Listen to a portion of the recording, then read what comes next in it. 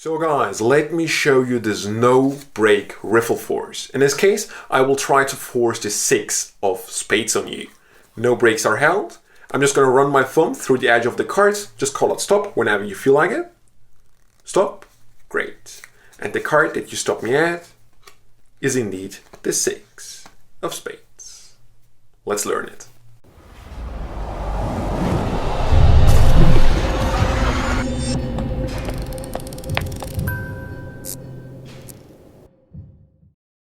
So guys, let me show you how you can do this card force. If you liked it, as always, let me know by leaving a thumbs up on this video right now, and of course a free subscription on the channel before we start with the explanation.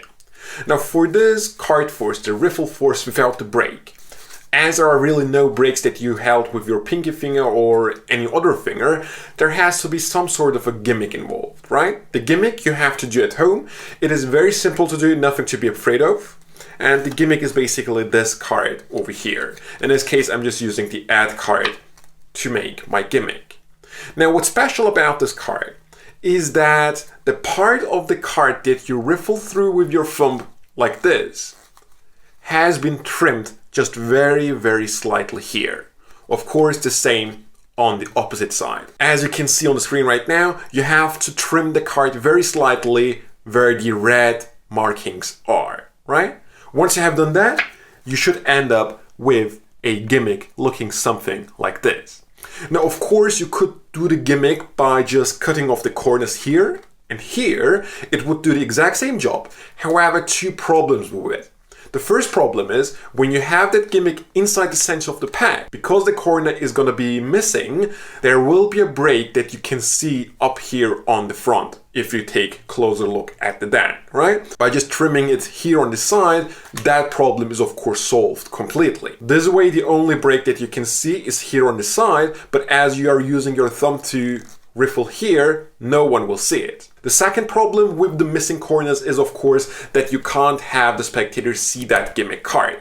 With this one, you can give them a quick glimpse of the card as you're performing another effect. No one will see that this edge has been like trimmed a little as long as they do not take a look at it very, very closely and for a very long time. So you don't have to get rid of this gimmick when you want to perform another effect. So these are the advantages of my little version of this card force. But now let's see what exactly this gimmick does. Now, when you have this gimmick inside the center and you riffle the edge of the cards, because the card is trimmed, when you reach to it, you will feel a click, right? You can even hear it. Just listen to this. And I reach to it. Right? It is now right over here. Because of that automatic stop after the gimmick card, you can just force the card beneath it, right?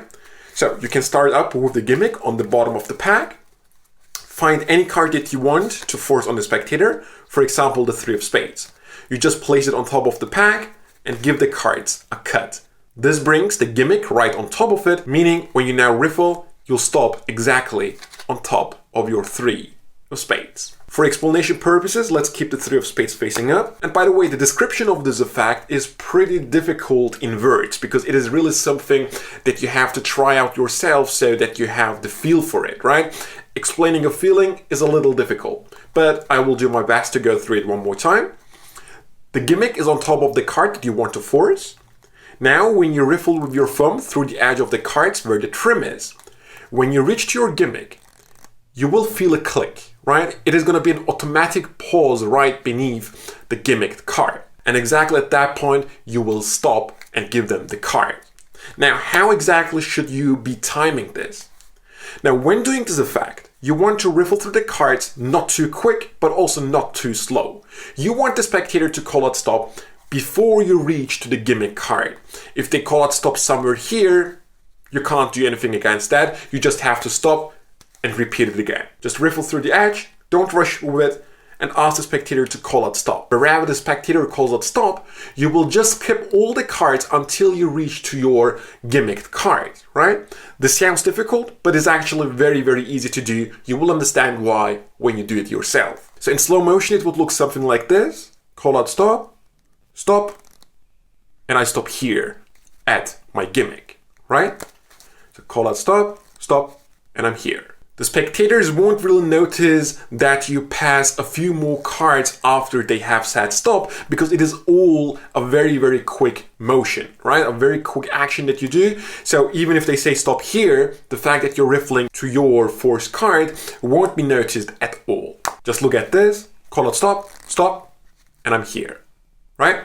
Just try it out yourself. As I've said before, a little difficult to explain in words, but you will get the feel for it once you make your gimmick and try it out yourself. And overall, that was the explanation for the effect. Just one little tip for you. If you want to continue using the gimmick with other effects too, because it won't have any effects for the performance, make sure to use a regular card, maybe the Joker, right? Using an add card for another effect might be a little suspicious when they see it, because it's like sticking out, right? So just use a Joker or another card, but that's pretty much it. I really hope you enjoyed it, and I hope to see you next time.